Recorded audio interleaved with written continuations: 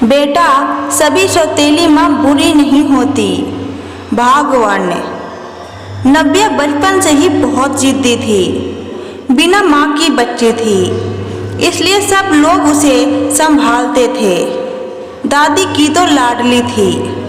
उसके पापा सचिन की दूसरी शादी करने का प्रयास चालू था, पर यह 7 साल की बच्ची कुछ ना कुछ करके अपने पापा का रिश्ता जुड़ने नहीं देती थी।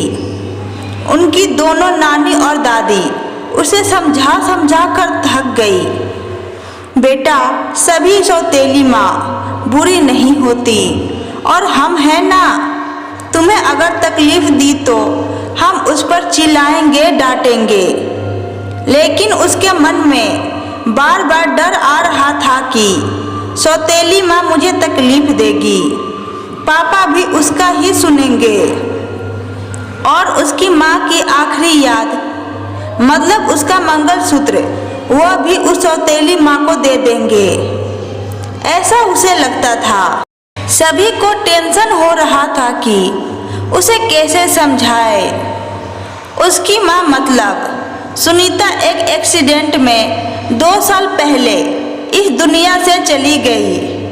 तब से लेकर अब तक उस बच्ची को सभी संभालते थे, पर उसकी यह जिद जरा ज़्यादा ही थी। कैसे बताया भी इसे। उसकी दादी ने उनकी ही मौसेरा भाई की लड़की पसंद कर ली थी। उसकी भी शादी होकर तलाक हो गया था और उसे एक लड़का भी था, पर यह बच्ची सुनने को तैयार नहीं थी। वो लड़का है, मतलब उससे ही सब प्यार करेंगे, मुझसे नहीं। ऐसा मन में वहम बिठाए वो इस शादी को नहीं होने देगी। ऐसी जिद पकड़ कर बैठी थी। उसके जिद के आगे सचिन भी नहीं बोल सका। दोनों दादी और नानी काफी चिंतित हो गई। बाद में सुनीता की माँ ने समस्या का समाधान निकाला। सुनीता की एक दोस्त माया, जिसकी उम्र हो चुकी थी, इसलिए उसकी शादी तय नहीं हो रही थी। उसके घर जाकर नानी ने सब हकीकत बताई। वह सब सुनने और समझने के बाद भी माया शादी के लिए तैयार हो गई। इस वजह से दोनों नानी और दादी भी काफी खुश हो गए। अब सचिन क्या कहता है, इसकी उनको चिंता हो रही थी। खुद सास ही बोल रही थी, इसलिए जमाई तैयार हो गया लड़की को मिलने के लिए। सचिन ने माया से मिलने का तय किया।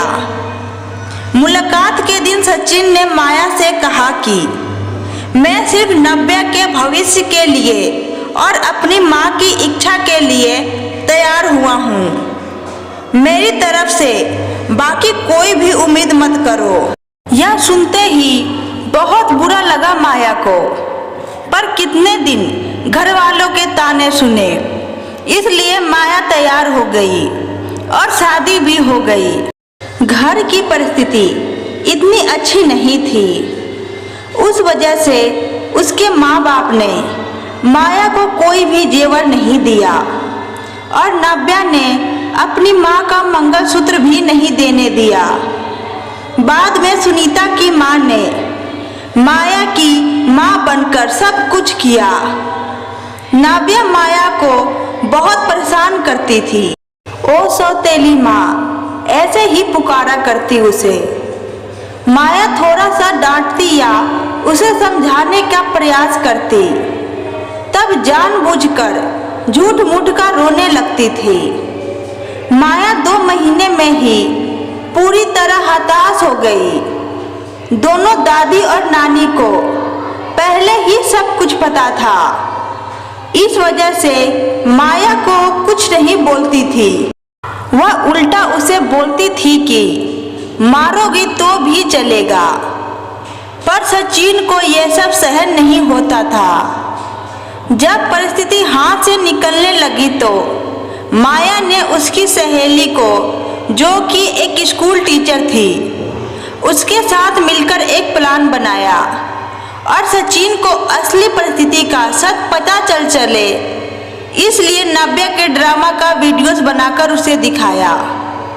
पहले माया को ही गलत समझने वाला सचिन सारी सच्चाई से अवगत हुआ और उसने उन दोनों को धन्यवाद दिया।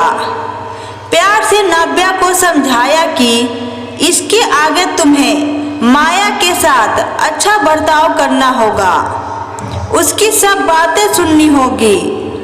हालांकि नव्या ने काफी तमाशा किया, पर उसकी साइड लेने वाला कोई भी नहीं है, यह उसे समझ में आ गया।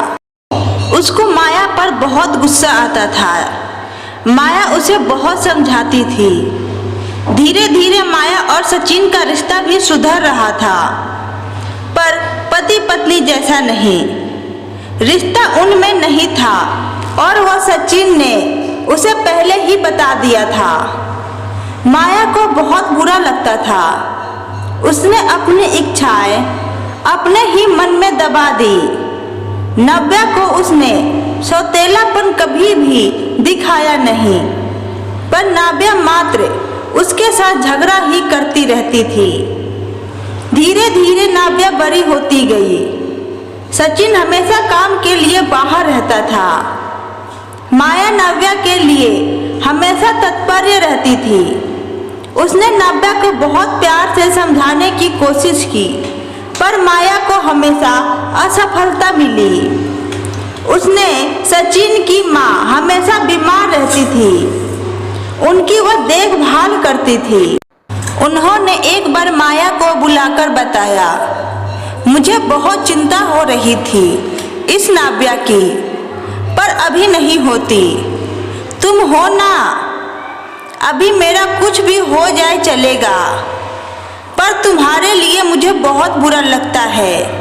जिस बच्चे के लिए तुम इतना करती हो, उसकी उसे कीमत ही नहीं है। तभी माया मुस्कान के साथ बोली, नव्या को देखते हुए बोली, उसने मुझे हमेशा गलत ही समझा। हमेशा की तरह नव्या ने माया से बहुत झगड़ा किया।